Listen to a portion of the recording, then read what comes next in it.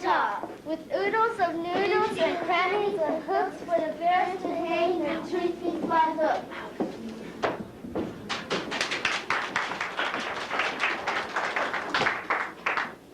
Our tree things, our wonderful tree things, let's get them out.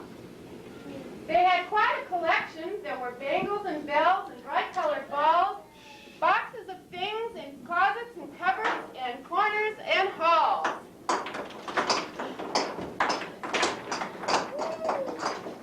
There were some that were bear looms saved year after year. A Santa Bear sled with tiny reindeer. How awesome. Strings of bright colors to hang in festoons. Oh, how beautiful. And a musical bear that sang Christmassy tunes. How adorable. But the bear's finest tree thing, their finest by far, was a thing for the top, their Christmas tree star. It had 8 points and was so glitterly bright that the stars of the heavens seemed dim in its light. What an array! What a display! Papa Bear bragged, quite carried away. What a grand and glorious sight it will be when we hang all this stuff on our Christmas tree. Why, bears will come from near and far to see how Christmassy we are. So all the bears needed now, don't you see? All they needed was their Christmas tree. A tree fine, full, and fat, straight, green, and tall. Come on, Cub, said Papa as he picked up his axe and put on his hat. Buy our tree from Goodwill. I'm sure he'll have the red tree from red. Be sure to just warm it. I can feel there's snow out there. Snow? Not a chance. The weather today will be bright and fair. I can always tell if it's going to snow by a sharp shooting pain in my big left toe.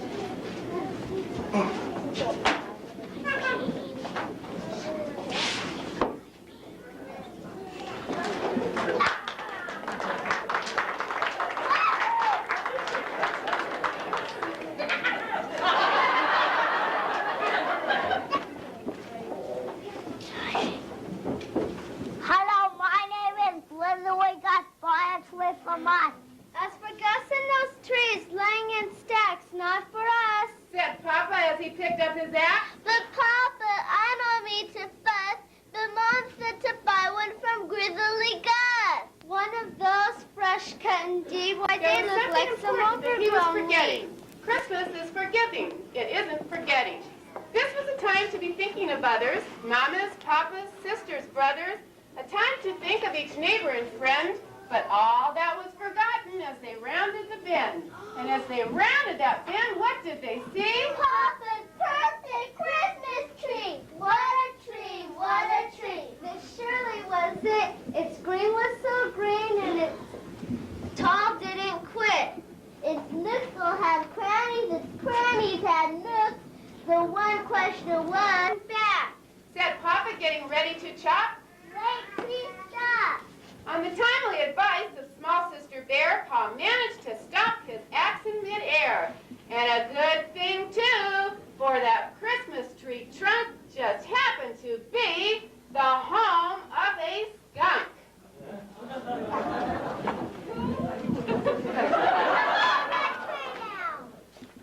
And some squirrels.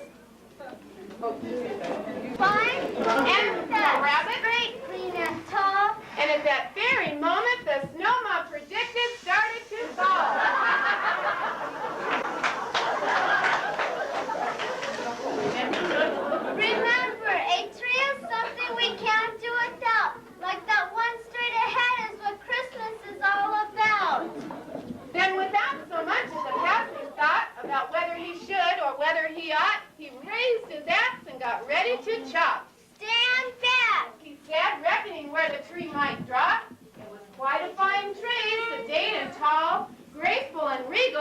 It also happened to be the home of Stephen the Eagle, and Ruan Raccoon, and Jeff Hawk, and Abe the Wolf, and Heather, a great snowy owl.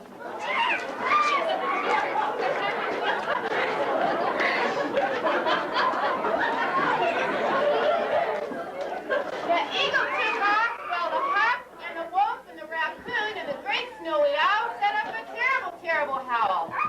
The noise seemed to come from every direction. Then Mr. Eagle expressed his objection. Give me that axe. Don't cut down my Christmas tree.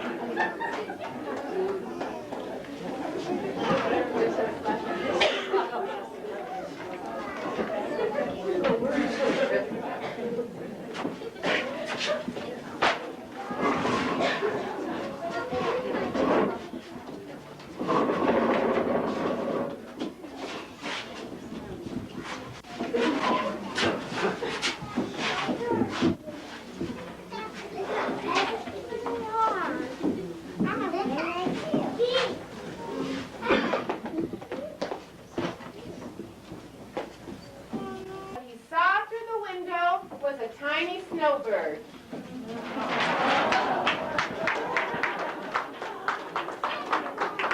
Busily trimming his Christmas tree with the help of the members of his family. Their tree was a twig decorated with seeds that the tiny snowbirds had collected from weeds. And for the first time that day, Papa saw Christmas in a different way. Maybe it was the tiny twig tree, or maybe the seeds that helped Papa see the other guy's needs. So whatever it was, Pa shouldered his axe and spared the tree. He remembered what Christmas is really about. I had it all backwards and inside out. This, said Pop with a far-off Christmassy look in his eye, is a time to think of other guys, a time to think of others. Mamas, papas, sisters, brothers, nature's creatures, great and small, fellow creatures, one and all.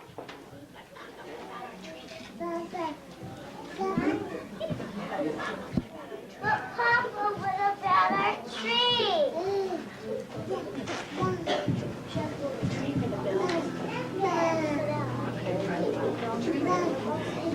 The trees for our balls and bright colored balls.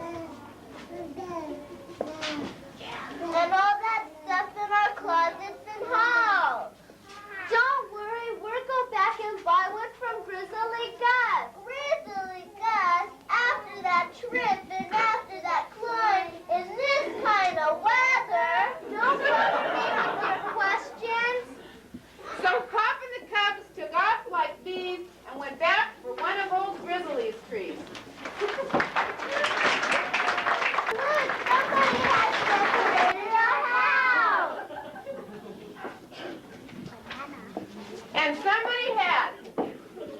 The chipmunk, the skunk, the crows, the mouse, the raccoon, the eagle, the owl, and all of the others, and quite a few of their sisters and brothers were returning the kindness Pa showed those snowbirds.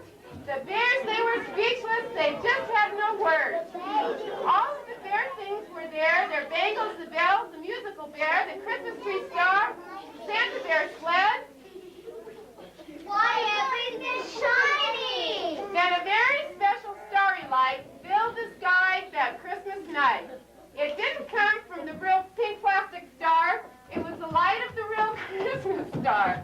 The true Christmas spirit shone down that night. It filled the whole sky with a lovely light. It charged the cold, clear, but bare country air. It filled the heart of every bear. And their fellow creatures, one and all, nature's creatures, great and small.